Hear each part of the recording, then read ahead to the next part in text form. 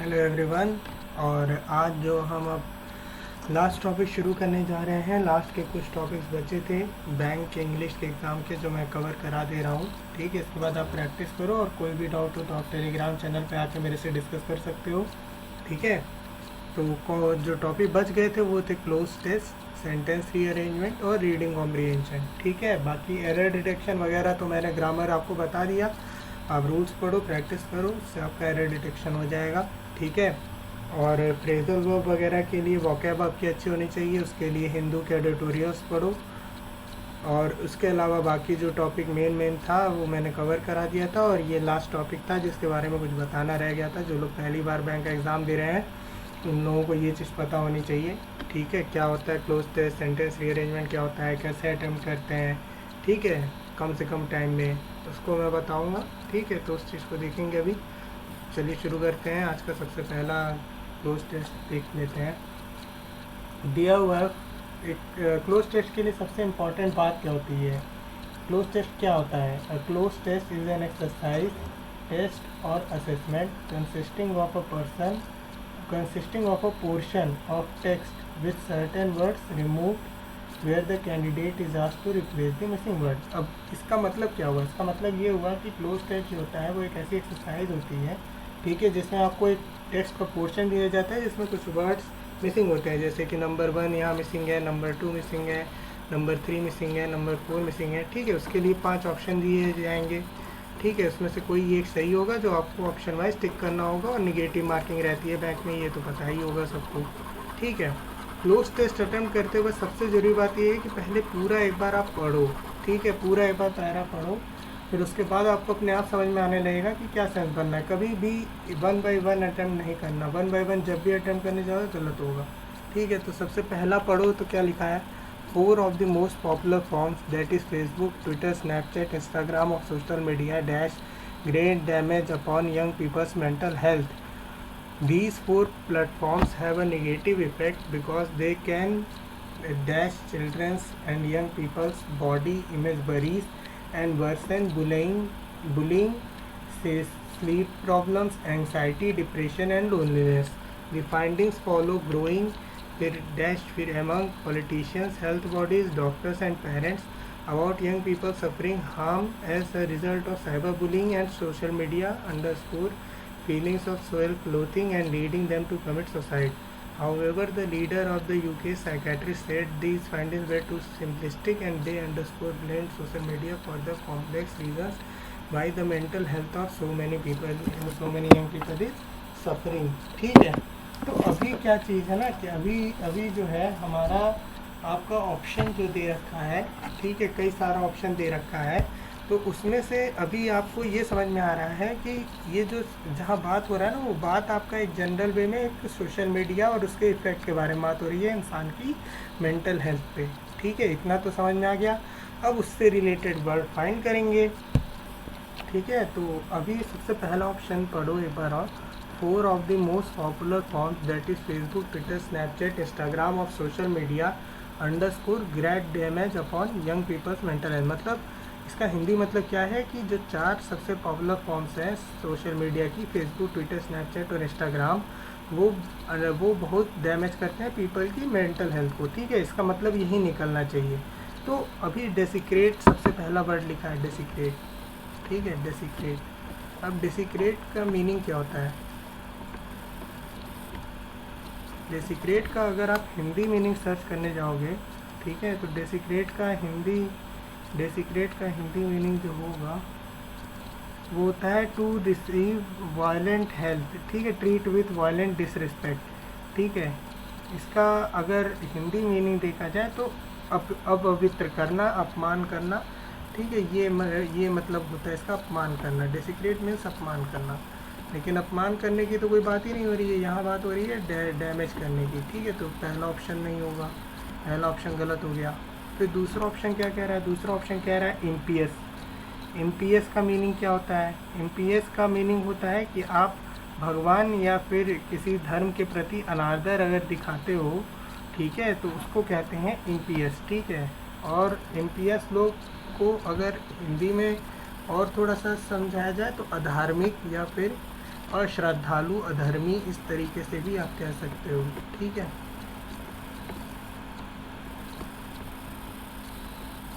तो इम्पियस भी नहीं होगा क्योंकि यहाँ पे भी धर्म और इससे की कोई बात नहीं हो रही है। इन्फ्लिक्ट, इन्फ्लिक्ट का मीनिंग क्या होता है? कॉज। ठीक है, कॉज, तो हमको से जाहिर सी बात है इन्फ्लिक्ट मतलब कॉज, तो ये कॉज ग्रेट डैमेज यहीं पे सेट हो रहा है। ठीक है, तो पहले का ऑप्शन क्या हो जाएगा? सी, इन्फ्लिक्ट। ठीक है, तो अब इसको पढ़ो, देखो सही लग रहा है पढ़ने में। आप 4 of the most popular forms that is Facebook, Twitter, Snapchat, Instagram और social media inflict great damage upon young people's mental health.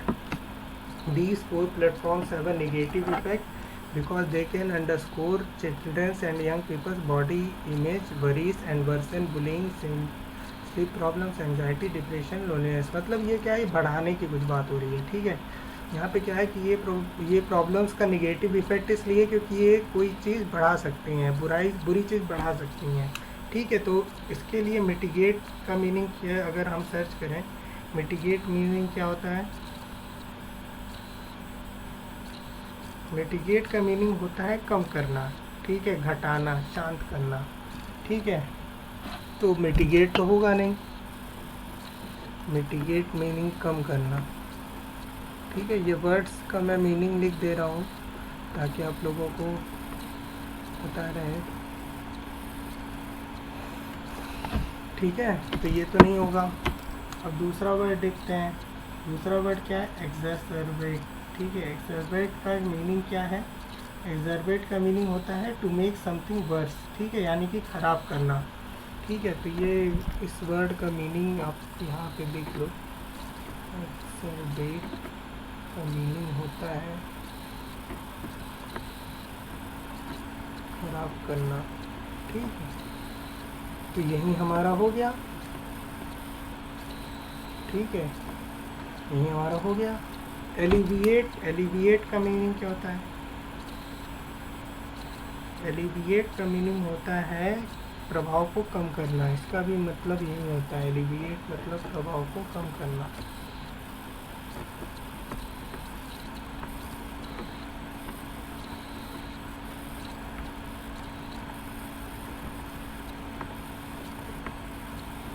तो ये सब तो था नहीं, तो इस सेकंड का क्या ऑप्शन हो गया? बी। ठीक है, यानी कि एक्सर्बेट। ठीक है, द फाइंडिंग्स फॉलोज ग्रोइंग, फिर underscore among politicians, health body, doctor and parents about young people suffering harm as a result of cyber bullying and social media underscore feelings of self loathing. ठीक है, तो अब देखते हैं bridal का meaning क्या होता है। ब्राइडल जो होता है वो घोड़े को लगाम जो होती है उसको कहते हैं। ठीक है, तो ब्राइडल लगाम को कहा जाता है। तो ब्राइडल तो है नहीं। ठीक है, ब्राइडल का मतलब लगाम। ठीक है, तो ब्राइडल तो है नहीं। फिर उसके बाद क्या है? कॉन्स्टरनेट। ठीक है, कॉन्स्टरनेट की क्या मीनिंग होती है? अगर हम लोग सर्च करें कॉन्स्टरनेट की मीनिंग होती है व्याकुलता या चिंता। ठीक है, कॉन्स्टरनेट की मीनिंग होगी चिंता करना। ठीक है, या चिंतित रहना।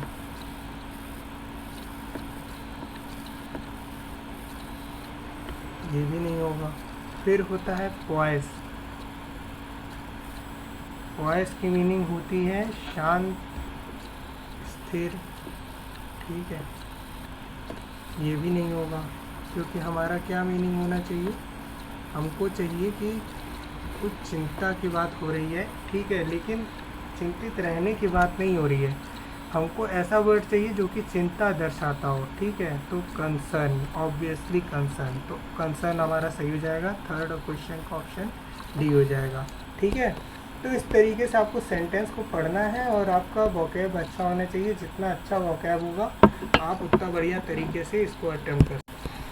अब जो फोर्थ क्वेश्चन है, फोर्थ क्वेश्चन में दिया हुआ है कि young people suffering harm as a result of cyber bullying and social media underscore। ठीक है, तो अब जो है फोर्थ का अगर आप देखो तो रीइंफोर्सिंग का मतलब क्या हो गया? रीइंफोर्सिंग मीनिंग हो गया आपका मजबूत, ठीक है। And social media reinforcing feelings of self loathing, मतलब जो सोशल मीडिया है वो इस तरह की फीलिंग्स को मजबूत कर रहा है, ठीक है। सेल्फ लोथिंग मतलब क्या होता है? सेल्फ लोथिंग की अगर बात करें तो खुद को बढ़ा चढ़ा के या अपने आप से नफरत करना, ठीक है। सेल्फ लोथिंग मतलब होता है अपने आप से नफरत करना।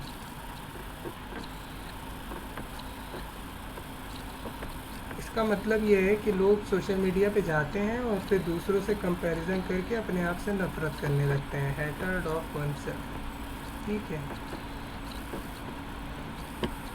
तो हमारा जो है पहला ही ऑप्शन सही हो गया, reinforcing feelings of self-loathing and leading them to commit suicide. However, the leader of the UK psychiatrist said these findings were too simplistic and they, फिर उसके बाद क्या है, जो आपका है वो दिया हुआ है लेजिटिमेटली नहीं होगा क्योंकि लेजिटिमेटली नहीं ब्लेम किया गया है। आउटलैंडिश भी नहीं होगा। अनफेयरली सही लग रहा है क्योंकि यहाँ पे अगर आप बात करोगे तो यहाँ पे आप यही बात करोगे कि जो भी फाइंडिंग्स थी उन्होंने अनफेयरली ही ब्लेम किया है, ठीक है।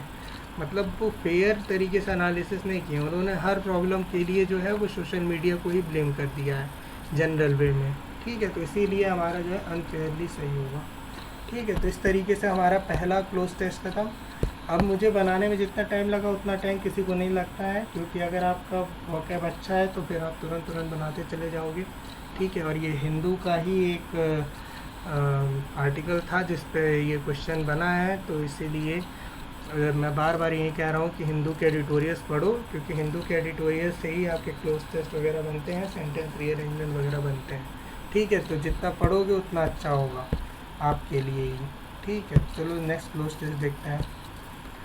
नेक्स्ट क्लोज टेस्ट में कह रहा है, this year the world's largest democracy India and the biggest country by Russia are celebrating the 70th anniversary of establishment of diplomatic relation between them.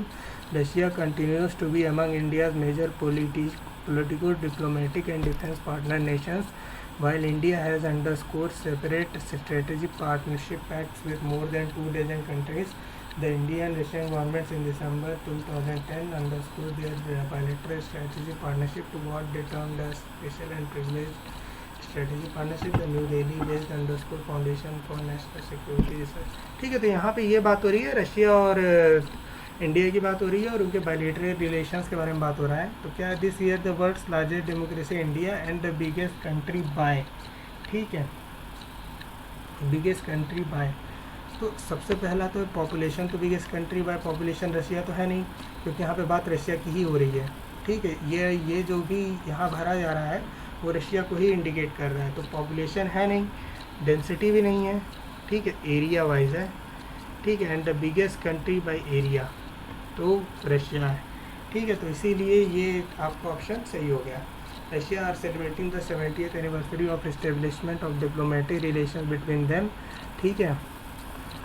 Russia continues to be among India major political, diplomatic and defence partner nations while India has, ठीक है। अब क्या है, अब आपको देखना है India ने कई सारे एग्रीमेंट किए हैं, तो यहाँ पे आपका इंक्ड जो वर्ड है वो सही है क्योंकि यहाँ पे इंक्ड का मतलब ये हुआ कि इंडिया ने कई सारे डेमोक्रेटिक स्ट्रेटेजिक जो पैक्ट्स हैं, पार्टनरशिप पैक्ट्स हैं, वो कई सारे कंट्रीज़ के साथ साइन कर रखे हैं, ठीक है। और the Indian and Russian governments in December 2010, ठीक है, कॉल्ड तो नहीं होगा, कॉल्ड नहीं होगा, एलिवेटेड, ठीक है, एलिवेटेड, क्योंकि वो हमेशा से हम लोग रहे हैं लेकिन उसको एक नए लेवल पे ले जाया गया, तो यहाँ पे एलिवेटेड हो जाएगा। Elevated their bilateral strategic partnership to what they term the special and privileged strategic partnership, the new Delhi based. फिर 9th का है underscore foundation for national security and research, ठीक है। तो यहाँ पे एनजीओ तो नहीं होगा क्योंकि फाउंडेशन है, ठीक है, स्टार्टअप भी नहीं है, पर्सनल भी नहीं है, थिंक टैंक, ठीक है, 9 का डी, क्योंकि ये सोच रहा है, ये कुछ एनालिसिस करेगा। The new Delhi based foundation for national security research we did the comparative assessment of India strategic partnerships meaning political diplomatic influence and economic cooperation during the 10-year period prior to November 2011 had said Russia emerges as the most important strategic partner of India, followed by the US, France, the UK, Germany and Japan in that order. The November 2011 report had found out that Russia had provided strong political and diplomatic support to India and helped enormously in building India's defense capability. However, it warned that the economic content of the partnership is extremely weak and recommended that urgent and फिर 10th पे underscore है, urgent होना चाहिए, ठीक है, और मतलब ऐसे अटेम्प्ट्स होने चाहिए जो कि आपको मतलब मजबूत करे, और ठीक है, तो वेरियस नहीं होगा, प्रिकैरियस भी नहीं होगा, विगरस चाहिए, urgent and vigorous steps needed to be taken to improve economic relation. ठीक है, तो इस तरीके से देखो हमारा जो है मुश्किल से 1-1.5 मिनट का क्वेश्चन है ये। एक बार आप सस्तरी निगाह से पूरा पैरा पढ़ जाओ, फिर उसके बाद जब आप दोबारा उसको भरने जाओगे ना, तो फिर आपको भरने में बहुत आसानी रहेगी, क्योंकि आपको मीनिंग समझ में आ जाएगा। तो क्लोज टेस्ट की यही टेक्निक है कि सबसे पहले आप पूरा पैरा पढ़ें, ठीक है, पैरा रीडिंग होनी चाहिए, चाहे जैसे भी, आधा मिनट 1 मिनट, ठीक है। फिर उसके बाद दोबारा आप जाओ, अगर आपकी वोकैब अच्छी है, बहुत ज़रूरी है वोकैब, ठीक है, मैं बार बार कह रहा हूँ, वोकैब अगर आपकी अच्छी है तो इंग्लिश में आप 30/30 स्कोर कर सकते हो, ठीक है, कोई सा भी एग्ज़ाम हो। तो इसीलिए वोकैब तो बहुत ध्यान दो। और एडिटोरियल्स, हिंदू एडिटोरियल्स या फिर इकोनॉमिक टाइम्स एडिटोरियल्स, जिसके भी एडिटोरियल्स आपको मिले उससे स्टडी करो, ठीक है, वहीं उससे से पेपर बनता है, ठीक है। तो इस तरीके से हमारा जो है क्लोज टेस्ट ख़त्म, ठीक है। क्लोज टेस्ट मैंने 2 करवा दी आपको, इसी तरीके से क्लोज टेस्ट आते हैं, ठीक है। आपको ऐसे ही फिर इन द ब्लैंक्स टाइप से दे दिए जाएंगे, 5 ऑप्शन दे दिए जाएंगे, तो एक ऑप्शन सही रहेगा, आपकी वोकैब अच्छी है, तुरंत बन जाएंगे, ठीक है। तो इस तरीके से क्लोज टेस्ट ख़त्म। अब नेक्स्ट टॉपिक जो है वो है सेंटेंस रीअरेंजमेंट, ठीक है। सेंटेंस रीअरेंजमेंट में क्या होता है, सेंटेंस रीअरेंजमेंट की अपनी एक टेक्निक होती है, ठीक है। और अगर आप पूरा पैरा पढ़ने जाओगे तो पूरा पैरा पढ़ने में आपको कई बार मिस्टेक भी हो सकती है, लेकिन कई बार क्वेश्चन लिंक रहते हैं। जैसे कि आपका सेंटेंस रीअरेंजमेंट के साथ अभी यहाँ मिक्स क्या कर रखा है कि ग्रामेटिकली इनकरेक्ट वर्ड भी फाइंड आउट करना है आपको, ठीक है। तो यहाँ पे देखो सारे ग्रामेटिकल इनकरेक्ट वर्ड का ऑप्शन अलग अलग है, तो अगर आप केवल grammatical incorrect word find out कर लो तो फिर वो अलग हो जाएगा। जैसे कि अभी मैं आपको फाइंड करके बता दे रहा हूँ, एक तो ये गलत लग रहा है, यूबिक्यूअस की स्पेलिंग ये नहीं होती है, ये होती है, ठीक है, तो ये होती है, तो ये तो आपका कौन सा है, बी ऑप्शन है, बी ऑप्शन तो गलत है ही, ठीक है। Of the impact of any change in any sector both terms of the input of any change in any sector in both direct and indirect terms, which has made this model somewhat ubiquitous. The key advantage of such an नहीं होगा, यहाँ पे a होगा, n को replace करो a से, ठीक है। तो आपको देखो b और c ऑप्शन मिल गया, b और c ऑप्शन पहला ही ऑप्शन है, यही ऑप्शन सही है। और अब अगर आप सेंटेंस रीअरेंजमेंट करो तो अभी आप वो भी पकड़ लोगे, ठीक है। कैसे, आपको सेंटेंस रीअरेंजमेंट करने की जो सबसे बढ़िया टेक्निक होती है वो उसमें कई बार आपको देखते ही पता चल जाता है, कई बार आपको नहीं देखना कई बार पढ़ना पड़ता है, ठीक है। अभी क्या होता है कि जैसे कोई वर्ड या फ्रेज जो कि जिसके पहले एडजेक्टिव या एडवर्ब आया हो, उससे आपका जो क्वालिटी होती है ना उसकी पैरा की, वो पढ़ सकते हो, ठीक है। एक चीज़ है कि जो सेंटेंसेस एंड और ऑफ और ये सब से शुरू होते हैं वो कभी भी आपके स्टार्टिंग सेंटेंस नहीं हो सकते हैं। हमेशा स्टार्टिंग सेंटेंस जो होगा वो आपका हमेशा एक तरीके से नाउन से शुरू होगा या आर्टिकल से शुरू होगा। तो आर्टिकल से शुरू होने वाला कौन कौन सा है, वो हमेशा नाउन से शुरू होगा या आर्टिकल से शुरू होगा। तो आर्टिकल वाला कौन सा है, देखो दी यहाँ पे है, और कोई आर्टिकल से है नहीं, ठीक है। वो प्रीपोजिशन या फिर क्वेश्चन इंटरोगेटिव जो भी है, ठीक है। तो अभी देखो सबसे पहला सेंटेंस कौन सा है, C. The key advantage of such an model is that it allows the calculation, C हमारा मिल गया। It allows the calculation. अब क्या है कैलकुलेशन किसका, तो calculation of the impact of any change in any sector in both direct and indirect terms, ये आ गया टर्म्स। फिर इनडायरेक्ट टर्म्स हो गया, फिर कॉमा है, फिर उसके बाद रिलेट करेंगे कंजंक्शन से, विच हैज़ इंटरोगेटिव कंजंक्शन होगा ये, ठीक है, दो सेंटेंस को लिंक कर रहा है। तो which has made this model somewhat ubiquitous, ठीक है, तो बी हो गया। फिर उसके बाद है ubiquitous in the computation of the economic impact of disaster. देखो CABD ऑप्शन है, ऑप्शन नहीं सही है हर हालत में, केवल इसको देख के ही हम ऑप्शन टिक कर दिए थे, फालतू में रुकेंगे ही क्यों चेक करने वो। अगर आप इतना ध्यान दे दो, थोड़ा सा आपका माइंड काम कर रहा हो, खुला हो दिमाग एग्ज़ाम में, तुरंत टिक करो, आगे बढ़ो, फालतू में क्या बहसना उस पर, ठीक है। अब आता है हमारा सेकंड क्वेश्चन। सेकंड क्वेश्चन में भी देखो ऑप्शन अलग अलग हैं, ठीक है।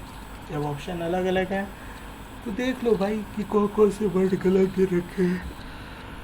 By the World Input Output Database for the year 2014, in our estimates, we use the IO tables for India. Publish used time series of national income statistics that updates the IO tables for individual countries, ठीक है। तो यहाँ पे अब हमको error find out करनी है, तो यहाँ पे हमको एरर फाइंड आउट करनी है। तो एरर फाइंड आउट करने में देखो पब्लिश की जगह होगा we use the IO tables for India, published हो जाएगा, ठीक है, पब्लिश की जगह पब्लिश्ड, ठीक है। तो हमारा बी ऑप्शन गलत है। यूज्ड की जगह हो जाएगा यूजिंग, ठीक है। तो सी भी गलत है। तो हमारा बी सी किस में आ रहा है, ऑप्शन डी। तो ऑप्शन डी देखो क्या हमारा है। अब मैंने क्या बताया था कि हमेशा जो भी होगा वो या तो आर्टिकल से होगा, ठीक है, या फिर इस तरह से होगा कि मतलब उसका एक लॉजिकल सेंस बनना होगा, ठीक है। तो इसमें देखो लॉजिकल सेंस जो बनना है, लॉजिकल सेंस क्या बनना है, सबसे पहला है इन आवर एस्टिमेट्स, ठीक है, इन आवर एस्टिमेट्स यानी कि हमारे एस्टिमेट्स में we use the IO tables for India, published, ठीक है, पब्लिश्ड। अब यहाँ से ए ख़त्म हो गया, ठीक है, सॉरी बी ख़त्म हो गया, बी ख़त्म हो गया। फिर उसके बाद क्या होगा, पब्लिश्ड किसके द्वारा, by the world for input output database. तो बी के बाद क्या आ गया, ए, ठीक है, output database for the year 2014। फिर यूज की जगह हमने यूजिंग किया था, using time series of national income statistics, ठीक है, ये नहीं होगा क्योंकि इसका हमारा नहीं बनना है। फॉर द ईयर 2014, फिर दैट से लिंक होगा, कोई कंजंक्शन है, ठीक है। Update that updates the IO tables for individual countries, ठीक है, ये कोऑर्डिनेटिंग कंजंक्शन की तरह, सॉरी कोऑर्डिनेटिंग कंजंक्शन नहीं, ये आपके जो हैं वो प्लेस को इंडिकेट कर रहे हैं, ठीक है। That updates the IO table for individual countries, possessive conjunction है ये, ठीक है। तो पॉजेसिव कंजंक्शन होने की वजह से दैट जो है वो हमारा नेक्स्ट सेंटेंस हो जाएगा। तो BAD, फिर उसके बाद लास्ट सेंटेंस कौन सा बचा, C, तो BADC बन गया और B और C में एरर, तो डी ऑप्शन हमारा सही। तो इस तरीके से सेंटेंस रीअरेंजमेंट बनते हैं। सेंटेंस रीअरेंजमेंट के क्वेश्चन बहुत ईजी होते हैं। बस क्या चाहिए आपको बस इतना फाइंड आउट करना है कि कौन सा सेंटेंस ऐसा है जो किसी आर्टिकल से शुरू हुआ है या फिर जिसका एक थीम है, नाउन या प्रोनाउन है, या फिर जहाँ पे आपके कुछ वर्ड्स जो है वो एज अ नाउन या प्रोनाउन एक्ट कर रहे हैं, ठीक है। कई बार ये भी होता है कि इस तरीके से आपको नहीं मिलता, ठीक है, आर्टिकल्स वगैरह नहीं मिलते, कुछ नहीं मिलता, तो आपको क्या है कि आपको पूरा एक बार पढ़ना है उसको और एक सेंस गैदर करने की कोशिश करनी है कि क्या कहना चाह रहा है पैरा में। जब आपको सेंस मिल जाएगा ना तो फिर आप रिलेट कर लोगे।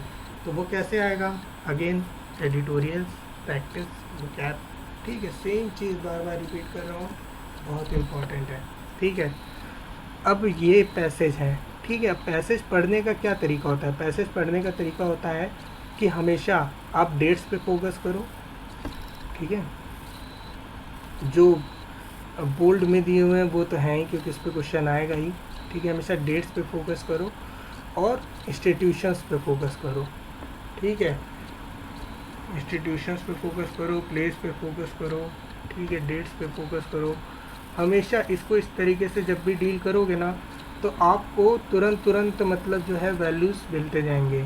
ठीक है, तो इस तरीके से जब आप पढ़ोगे तो रीडिंग कॉम्प्रीहेंशन पढ़ने का यही तरीका होता है कि हमेशा डेट्स, वैल्यूज़, ठीक है, ऑर्गेनाइजेशंस, इंस्टीट्यूशंस, इन सब पे फोकस करते हुए आपको तुरंत निगाह डालनी है। जैसे जैसे आप निगाह डालोगे वैसे वैसे क्वेश्चन आपका बनता चला जाएगा। ठीक है, अब यहाँ पे जो बात हो रही है ना, वो जनरल मुझे देख के समझ में आ गया कि अयोध्या से रिलेटेड है, अयोध्या जजमेंट से रिलेटेड है। ठीक है, और बाबरी मस्जिद से रिलेटेड है। ठीक है, क्योंकि दिसंबर 6 1992 की बात हो रही है। ठीक है, उससे रिलेटेड जो अभी रिसेंटली जजमेंट आया उसके बारे में बात हो रही है इसमें। ठीक है, अब जनरल सेंस मुझे केवल इतनी सी चीज़ देख के ही समझ में आ गया कि ये वर्ड्स इस तरीके से रिलेट हो रहे हैं, तो हमको ऊपर से रफ आइडिया मिल गया कि कुछ यही सब बात हो रही होगी। एग्जैक्ट क्या बात हो रही है वो जैसे जैसे क्वेश्चन आएगा अब वैसे वैसे बनाते जाना, बनता जाएगा। ठीक है, बाकी आरसी पढ़ने में थोड़ा टाइम लगता है, केयरफुली पढ़ो। ठीक है, और बाकी देखो जैसे बोल्ड में वर्ड दिया था टैंगल, टैंगल का मीनिंग क्या होगा? सबसे पहला ही ऑप्शन क्लटर।